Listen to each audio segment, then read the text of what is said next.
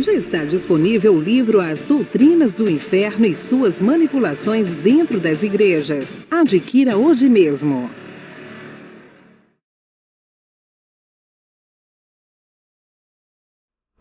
Olá, abençoados! Graça e paz! Bem-vindos ao canal da Graça Pura. Bem-vindo! Você está num canal onde nós trazemos mensagens bíblicas diferentes de 90% da cristandade em todo o mundo. E se você frequenta esse canal já faz algum tempo, você sabe que aqui não inventamos nada. Tudo o que queremos, o que fazemos, buscamos na própria Bíblia.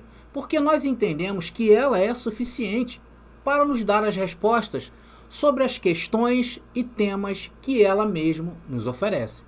E isso só estranho, porque nós temos sido ensinados sobre apenas uma visão durante todos esses anos, esses 2000 anos em que a igreja representa o cristianismo no mundo, como se fosse a única visão existente da Bíblia e de todos os séculos e de todas as gerações. Assim nós tendemos o quê? A pensar que esse sistema apresentado pelo homem é a única ortodoxia certa, quando, na verdade, todas essas doutrinas são o revisionismo ocidental moderno em seu pior momento. Ou seja, uma descontextualização generalizada deu asas ao cristianismo tradicional, que nós chamamos de sistema religioso. Onde, queridos, os estudantes bíblicos de hoje reinterpretam documentos antigos, que é a palavra, através de padrões de pensamentos contemporâneos, pensamentos de hoje. Ou seja, olham para os assuntos que a Bíblia nos oferece e olham para o quê? Para o padrão de hoje. E o pior, ainda apontam para um futuro incerto e indeterminado para caber às suas profecias. Dando vida ao quê? A uma literalidade escravista que põe as pessoas como prisioneiras de suas filosofias, dogmas e doutrinas. E essa mensagem de hoje, com certeza, é a nossa diferença. Porque aqui nós expomos assuntos bíblicos, respeitando seus autores, seus escritos, sua cultura, sua língua e, principalmente, o seu tempo, que é o passado. É assim que nós baseamos os nossos assuntos em nossas mensagens. E hoje vamos ver mais um destes assuntos que dentro da Bíblia é para o sistema religioso uma outra coisa, como por exemplo que nós vamos ver o arrebatamento, os últimos tempos, a grande tribulação e o anticristo. Tá bom? Mas antes disso eu queria convocar todos vocês que têm se interessado por nossos temas, que têm acompanhado as nossas mensagens, se inscreva hoje mesmo. Não perca tempo, meu querido. Se inscreva, deixe seu like. Se você quiser que o YouTube te avise, toque o sininho, comentem à vontade e, claro, se você amar, compartilhe nos canais aí ou nas redes sociais que vocês pertencem, tá bom? Bom, queridos, eu não podia deixar de passar, né, para nós apresentarmos o nosso livro. Está aí, aparecendo o nosso livro.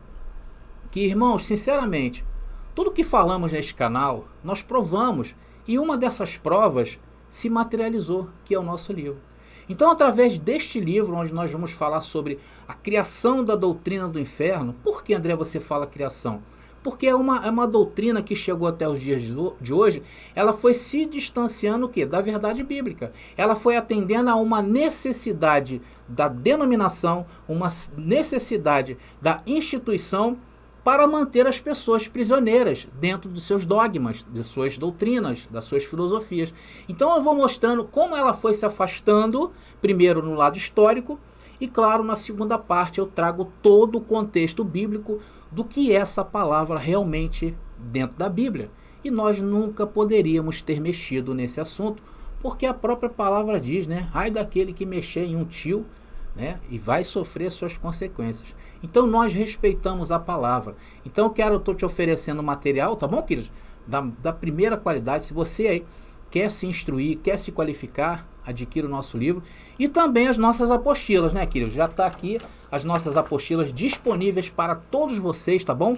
Do Brasil, que queiram estudar, que queiram se qualificar, que realmente levam a sério isso. Porque tem gente que começa a levar a sério, mas depois parece que desmonta, né, essa seriedade e se descamba para o outro lado. Mas a graça também tem esse lado, né? Ela funciona como uma espada, ela te mostra quem você é e ela propõe mudança na tua vida. Agora, você muda para onde você achar melhor e muita gente às vezes descamba para outros lados. Então, se você quiser manter-se centrado, eu tenho 25 anos militando nessa graça.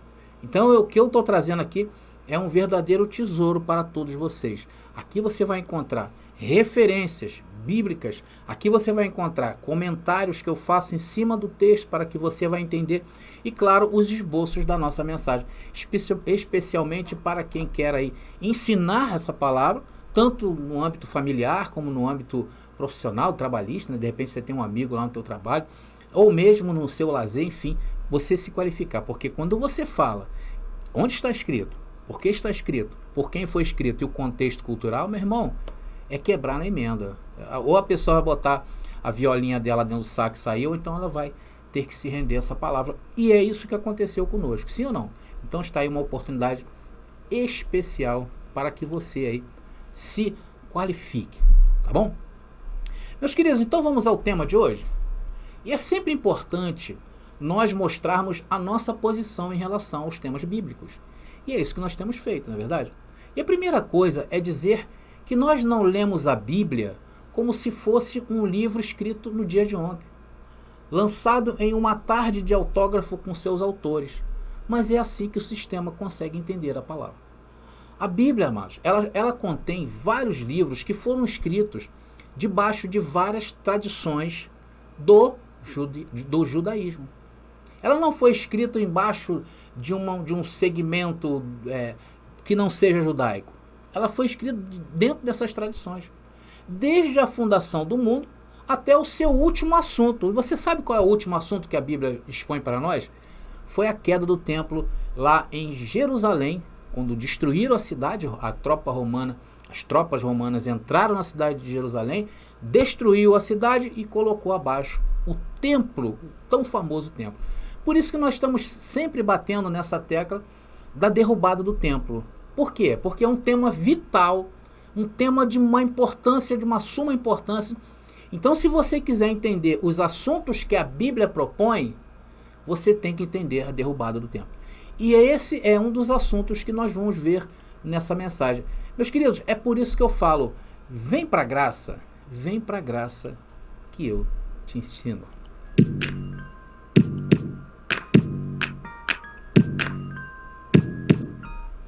Meus amados irmãos, minha família da fé, lá em Mateus capítulo 24, a Bíblia ela nos informa sobre o fim do mundo. Claro que se nós pegarmos essa parte e nós isolarmos ela do seu contexto e aplicar hoje, nos dias de hoje, como se pregássemos que o mundo fosse acabar, as pessoas acreditariam, não é verdade? Porque o texto ele é muito claro quando ele afirma isso. Por isso que é a necessidade da gente entender os originais da palavra, para nós já desqualificarmos essa mentira.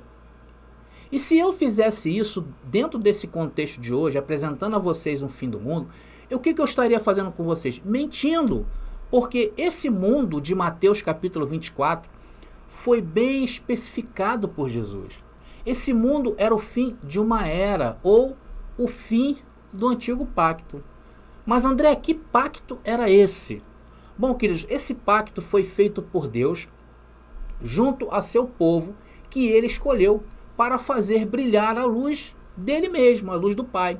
Então Deus chama a Moisés, entrega a ele um documento, que era como se fosse uma certidão de casamento, porque é esse mesmo termos que nós temos que usar, onde havia o quê? Regras de conduta para que esse contrato permanecesse de pé. Então teria que ter condutas ali para que esse contrato não fosse quebrado. E assim viviam o povo chamado hebreu, ou então o povo de Israel, como queira, chamado por Deus a esse mundo para ser luz. O mundo, e esse mundo era o mundo deles. Esse era o mundo. E a Bíblia está enquadrada neste mundo. A Bíblia não está enquadrada, por exemplo, nos dias de hoje. A Bíblia não está enquadrada, por exemplo, na atmosfera de qualquer país do mundo. Não, ela é um contexto judaico. Então, abençoado, nos dias de hoje, eu poderia aqui forçar textos e forçando vocês para entenderem ou acreditarem que o mundo da Bíblia é o mundo de hoje também. Sendo que se eu fizesse isso, eu estaria mais uma vez mentindo para vocês. Então, o que Jesus está dizendo no capítulo 4, no capítulo 24 de Mateus, seria o resultado dessa quebra de contrato, de casamento, né? Ou seja, esse casório teve um tempo de duração. E esse casório, essa relação de Deus com Israel, era um mundo de Israel. E esse mundo estava chegando ao fim. Esse casório estava chegando ao fim. Porque houve um divórcio, houve quebra de contrato. E esse divórcio foi o causador do final daquela que seria por Deus o quê? O Israel bíblico. Por isso que Jesus aqui diz o final de uma era, o final de um pacto, e não o fim do universo. Não é isso que Jesus quis dizer em Mateus capítulo 24, quando os discípulos perguntaram sobre o final dos tempos. Então, a destruição do templo judeu, que ocorreu por volta ali do ano 70, tá? Por Tito e o exército romano, foi o ato final de Deus para marcar essa transição do antigo para o novo de Deus.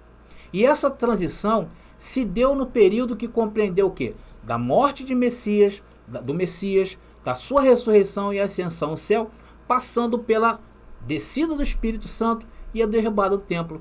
Foram 40 anos, o tempo de uma geração que Jesus falou que todas aquelas coisas de Mateus capítulo 24 iria acontecer. Então, e onde aconteceram todos esses assuntos que a nossa mensagem está abordando. Naqueles dias da primeira era do cristianismo, ele ainda era considerado uma seita judaica, né? O cristianismo era considerado uma seita judaica. E muitos dos cristãos convertidos ao Messias ainda iam ao templo. Então lá os cristãos se misturavam com os irmãos judeus para tentar trazer o evangelho, primeiro as ovelhas perdidas de Israel, antes dos apóstolos começarem a espalhá-la aos gentios. Porque primeiro Jesus comissionou os seus discípulos, depois Jesus chamou Paulo para ir e espalhar as boas novas aos gentios. Aos judeus, aos gentios a reconciliação, e aos judeus haveria a necessidade do arrependimento. Então os primeiros a receberem o evangelho nesse momento de transição foram os judeus, depois os gentios. Irmãos, e era notório que havia algo desaparecendo naqueles dias, como uma glória decadente do antigo ministério e o crescimento do novo de Deus, nesse momento de transição, desses 40 anos, que eu chamo de 40 anos de purificação, que também foi o primeiro período em que Israel foi salvo do Egito, passado pela peneira do deserto para entrar na terra prometida. Esses 40 anos agora também é uma referência também a uma purificação. Por isso que Paulo, escrevendo lá aos Coríntios, na segunda carta dele, no capítulo 3, para ser mais preciso, depois vocês leiam o capítulo todo, tá bom? Então ele chama os irmãos daqueles dias de quê? De cartas vivas, que foram escritas por Deus e não em tábuas. Então ali você já sente, se você ler o capítulo 3 de 2 Coríntios, você vai entender disso que eu estou falando. Estava sendo desvanecido um tempo e estava entrando um novo tempo. E isso era o quê? Quando Paulo citou as cartas escritas por Deus, que seriam as pessoas, ele estava fazendo uma alusão clara a quem? A lei de Moisés. Ele também fala em ser ministros de um novo testamento, se você ler lá em 2 Coríntios capítulo 3. Porque aquele testamento havia sido dissolvido por Deus com Israel. E foi por adultério espiritual. Nós vemos isso em várias profecias. O Senhor acusando Israel de ser uma prostituta. Depois Paulo diz que se o ministério da morte, olha o vocabulário que ele usava para se referir à lei, ministério da morte. Então esse ministério, se esse ministério da morte foi glorioso, imagina o ministério da justiça, apontando para um futuro. E ele também, Paulo escreve também em Hebreus, capítulo 8, versículo 13, depois abençoado, vocês leiam, 2 Coríntios capítulo 3, mas vamos ao texto aqui de Hebreus capítulo 8, versículo 3. Diz ali: Dizendo nova aliança envelheceu. Dizendo nova aliança envelheceu a primeira. Não dá o sentido totalmente de algo novo no ar e algo que estava acabando?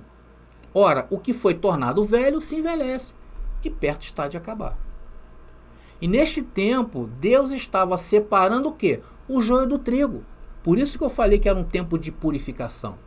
Por isso que havia essa mistura de judaísmo com o cristianismo naqueles primeiros séculos, na primeira era cristã. Então aqui o que estava acontecendo era uma transferência do nacional, que era de um povo só, Israel, e passaria para o povo internacional de Deus, né? É como se Deus abrisse ali as portas para algo que nunca tinha acontecido, porque estava tudo resumido somente a um povo. E quando chegou esses dias, estava se anunciando algo que além dos portões e muros de Jerusalém. É isso que diz o texto. Então esse processo de mudança dos pactos foi o período de 40 anos entre a ascensão de Cristo e a destruição do templo. A separação final de Deus. Tudo isso dentro da geração daqueles dias que conheciam Jesus e os apóstolos. Então, o templo era a referência física no Antigo Testamento da presença de Deus sobre a terra, no meio do seu povo. Ele, o templo, era o próprio ponto de referência de Jerusalém, pois era o foco do sacrifício sacerdotal dos pecados. Era onde o povo iria pedir perdão pelos pecados.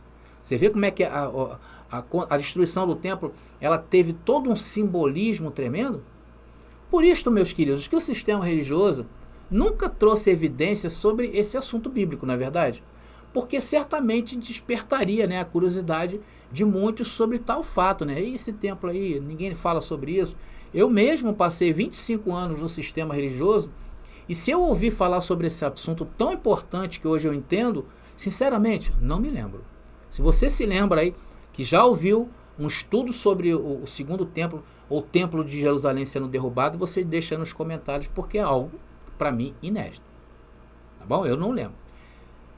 E enquanto essa construção estivesse de pé, não poderia ser derramado o novo vinho de Deus.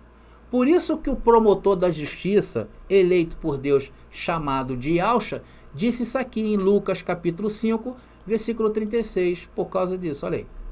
Diz o texto. E disse-lhes também uma parábola. Ninguém deita um pedaço de uma roupa nova para a cozer em roupa velha, pois romperá a nova, e o remendo não condiz com a velha. Então aqui não poderia ficar pedra sobre pedra que não fosse derrubada desse templo. Não poderia, esse pano velho ao qual o Yahshua está se referindo, seria a remoção do pacto de Israel. Estão entendendo? O fim de um mundo. Então ele está dizendo que o fim dos tempos dos judeus chegou. O tempo de uma nação. Agora seriam todos, internacionalmente falando. Por isso que o templo teria que vir abaixo. E no versículo 37, ele fala dessa questão do vinho, né? Eu já trouxe até uma mensagem aqui falando sobre o vinho. Diz ali o texto, e ninguém deita vinho novo em odres velhos. Tá aí. Por quê? Porque esse vinho é algo que o mundo nunca havia antes experimentado. E o que fazem hoje os crentes do mundo todo? Orando para que se construa um novo templo. Eles estão orando. Isso é a prova de sua total desorientação bíblica e descontextualização. E mesmo que eles construam, não terá nenhum valor nem para Deus, nem para o mundo espiritual, nem para nós em graça, né, abençoado? A não ser para um turismo aí, quem gosta de conhecer, espero que façam lá uma coisa bonita. Mas valor espiritual não tem, tá bom? Então a verdade é que ao destruir o templo físico, Deus literalmente aboliu dos judeus o quê? O oferecimento de sacrifícios. E, portanto, finalizou sua inauguração do novo pacto e o sacrifício de uma vez por todas de Cristo. Era como se fosse uma assinatura de Deus sobre tudo aquilo que tinha acontecido no antigo pacto. E no verdadeiro templo de Deus, substituiu o antigo sistema de sacrifício focado no antigo templo.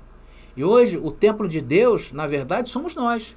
E consiste em todos os que receberam essa palavra e está em um processo de reciclagem, e não mais de um povo ou de uma nação, e sim do reino de Deus. Veja o que Paulo escreveu em Efésios capítulo 2, versículo 19 a versículo 22, diz o texto. Assim que já não sois estrangeiros, nem forasteiros, mas concidadãos dos santos e da família de Deus, a família de Deus, edificados sobre o fundamento dos apóstolos e dos profetas, de que Jesus Cristo é a principal pedra de esquina, na qual todo edifício bem ajustado cresce para templo santo do Senhor, no qual também vós juntamente sois edificados para a morada de Deus em espírito. Meus queridos, esse é o porquê da destruição do templo. Então isso é muito importante, vocês entenderem isso, porque faz parte do plano pactual de Deus para o seu povo. Ela marca o fim do sistema sacrificial do antigo pacto. Ela restabelece a amizade com Deus, né? Ela desfaz a inimizade quando o templo se rasgou as cortinas e efetuado quando ele veio abaixo. E o novo sacrifício de uma vez por todas foi feito por Cristo, que suplantou o quê? O antigo pacto. Ela marca a substituição da sombra do templo pelo verdadeiro templo, o corpo de Cristo. Ela marca o rompimento final do cristianismo dos judeus apóstatas que rejeitaram aceitar o Messias. Ela marca o estabelecimento final do cristianismo como uma fé separada dessa religião apóstata. Ela marca o decreto final do divórcio de Deus com a Israel infiel e a criação de quê? De novos céus e nova terra, onde o verdadeiro Israel de Deus habita. Sabe onde o verdadeiro Israel de Deus habita? Romanos, capítulo 2, versículo 28 e 29, e assim diz o texto. Porque não é o judeu o que o é exteriormente, nem é circuncisão a que o é exteriormente na carne, mas é judeu o que o é no interior, e circuncisão a que é do coração, no espírito, não na letra, cujo louvor não provém dos homens, mas de Deus. É por isso que nós aqui, queridos, não cerceamos a sua liberdade. Nós entendemos que é na liberdade que você tem, é onde Deus vai te disciplinando. Esse é o reino de Deus. É o Senhor atuando dentro de cada um, desenvolvendo a sua liberdade e sendo luz para o mundo. Então, irmãos, vocês notam que coisa maravilhosa é entender a palavra dentro da própria palavra, não é verdade? Porque torna-se algo mais leve, algo mais puro, não é verdade? Porque nós precisamos entender a palavra, as escrituras, a Bíblia, dentro do tempo dela, dentro do tempo dela, e respeitá-la. Às vezes, queridos, eu sinceramente me pergunto, por que nunca fui ensinado sobre esse período da história em minha educação cristã lá no sistema religioso? Eu fico me perguntando, né, por quê? Hoje eu sei o motivo. Porque o que aconteceu a mim, provavelmente acontecerá com vocês. E se vocês estudarem isso diligentemente, vocês vão entender isso que eu estou falando. Vocês vão ter a clareza de tudo isso. Porque o que aconteceu a mim vai acontecer a vocês. E sabe o que eu fiz? Sabe o que eu fiz quando foi me aclarado? Eu abandonei a interpretação ocidental bizarra que aconteceu nos séculos 19 e 20, né, das profecias bíblicas, chamado pré-milenismo, com o seu arrebatamento. Isso aconteceu há pouco tempo, o seu arrebatamento, falando sobre a grande tribulação, trazendo para os dias de hoje, falando sobre o anticristo, trazendo para os dias de hoje. Eu vi isso, e o que eu fiz em favor do entendimento da escritura em seu próprio contexto, eu aprendi. Eu abandonei essa interpretação catastrófica de um fim de mundo que nunca vai acontecer. Irmão, se você quiser saber em detalhes sobre cada um desses temas que nós estamos trazendo para vocês, e é de vital importância vocês entenderem, nós temos vários vídeos aqui no canal em que eu já falei sobre arrebatamento, onde eu já falei sobre grande tribulação, onde eu já expus várias vezes a questão do cristianismo, sobre várias temáticas, sobre a questão do fim do mundo. Então nós temos aqui no YouTube recheado de vídeos no nosso canal. Se você quiser também ter mais profundidade, tem também as nossas apostilas que você pode estar se qualificando, meu irmão. E por que nós dizemos que esses assuntos o sistema trata, como o sistema trata, nós chamamos de mentirosos. Por quê? Porque eles estão descontextualizados da palavra, das escrituras. Elas estão na boca de homens que sequer se dão ao luxo de estudar e pesquisar como você fez, meu irmão. Por isso que quando você chega em graça, não há posicionamento. Eu sei que você pode ter sido lá atrás um grande evangelista, eu sei que você pode ter sido um grande pastor, eu sei que você pode ter sido um grande orador da palavra, um pastor ou um padre aí com vários membros em sua denominação, mas em graça você começa do zero, você reaprende de novo e com uma humildade incrível. Por quê? Porque aquilo que nos conduz não é mais a denominação, e sim as escrituras. Está entendendo, meu irmão? É por isso que você chegou aqui, porque você pesquisou, porque você seguiu firme nessa convicção de que Deus havia te revelado. Então o fato é que eu descobri isso. O que eu descobri? Que eu tinha um velho homem. E o que eu tinha que fazer? Abandonar o velho homem, abandonar a velha igreja, aquela que eu era lá do sistema religioso. E eu era igual a um judeu do Oriente Médio, vivendo nos dias de hoje, como se fosse no primeiro século. Totalmente descontextualizado, meu irmão. É isso que o sistema faz com você. Ela te torna um judeu do Oriente Médio, vivendo nos dias de hoje como se fosse lá atrás, no primeiro século, esperando as coisas acontecerem, com medo de tudo. É isso que essa doutrina futurista transformou você. E claro, sem entendimento nenhum das figuras do Antigo Testamento. É por isso, meu irmão, que nós estamos oferecendo oportunidades para que você tenha base bíblica ouvindo as nossas mensagens. Tudo o que falamos em nossos estudos aqui no canal. E se qualifique, meu irmão. Isso é a única coisa que nós podemos fazer, é se qualificar, é deixar um legado para a próxima geração, para que a próxima geração não tenha essa contaminação de mente e de espírito dessas doutrinas.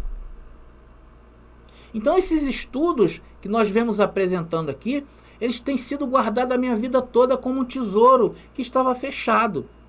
E hoje eu abri esse tesouro para que você, meu irmão, tenha a mesma experiência que eu tive em minha vida. E conhecer o verdadeiro dono da nossa vida, da sua vida, meu irmão, que é o Senhor. E esse Senhor que nós hoje servimos, Ele quer que a cada dia nós nos renovemos, para que nós possamos experimentar a boa, a perfeita e agradável vontade de Deus, para não sermos mais enganados aí ao rol, ao vento de qualquer doutrina, abençoado? Então, meus queridos, eu vou ficando por aqui em mais uma mensagem aqui do nosso canal. Espero que vocês tenham gostado.